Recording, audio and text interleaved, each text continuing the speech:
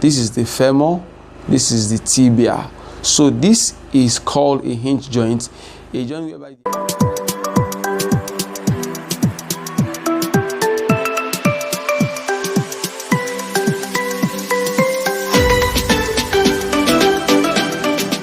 response of a cockroach away from a source of light can be described as. Now, number one is movement of animals' response to things are called taxism or taxis, so to say, or tactic movements. Now, so this taxism, if you are moving towards, whether taxism, any of the responses we have to towards stimulus. If you are responding, moving towards that stimulus, let's say this is light here, you are moving towards the light, we call that positive taxism. All right, and if you are moving away from it, we call it negative. Either it doesn't apply to taxism alone, whether it is tropic movement or tactic movement like we have here. So the answer here, because it's moving away from light, is called negative phototaxism. So the B is the answer. It's negative because it's moving away from the stimulus. So if it was moving towards it, we call it positive. Bear in mind that this taxism is divided into different types. So it's a photo to us, like we have chemotaxism, which means based on chemicals. So we have different types of this. All right. So the answer is B. So this is what we have here. These are insects moving towards light. So this one is going to be what? Positive, because they are moving towards the light bulb there. All right, moving on.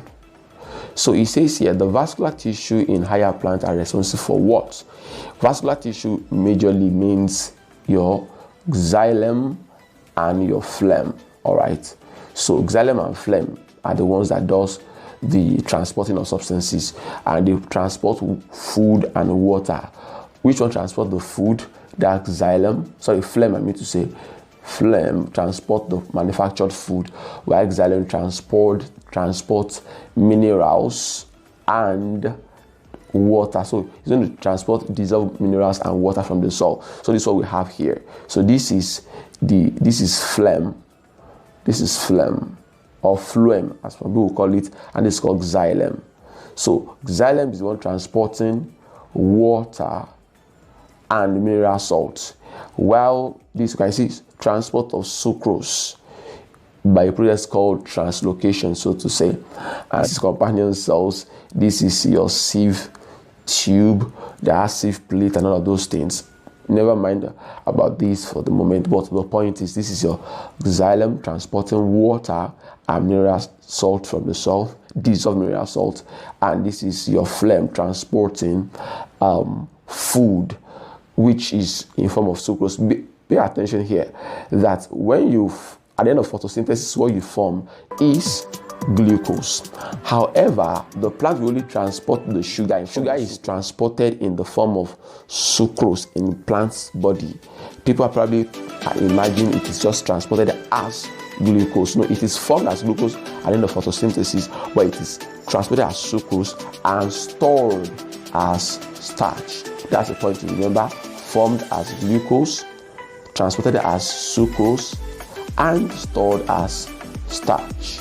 All right, moving on.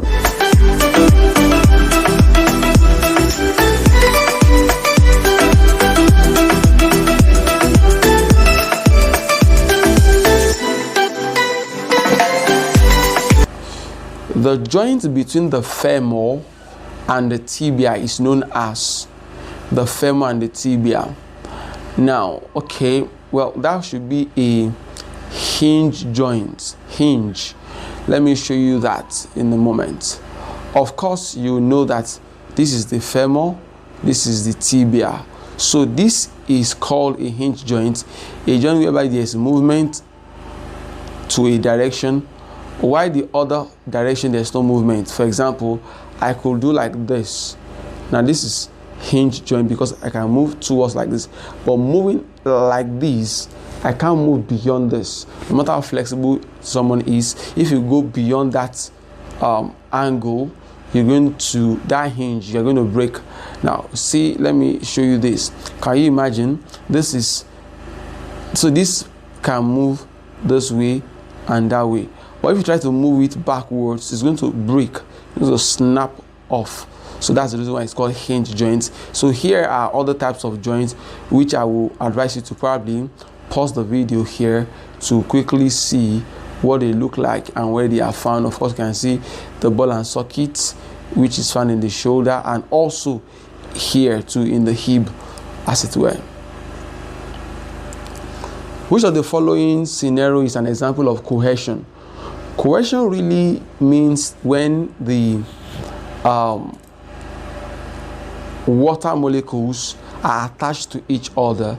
Let me show you what that means. Now, if I've taken you on transpiration before, you're going to see that when there's transpiration stream, as water is moving along the xylem, so water is attached to water molecule by cohesion, while it is attached to the wall of the xylem by cohesion.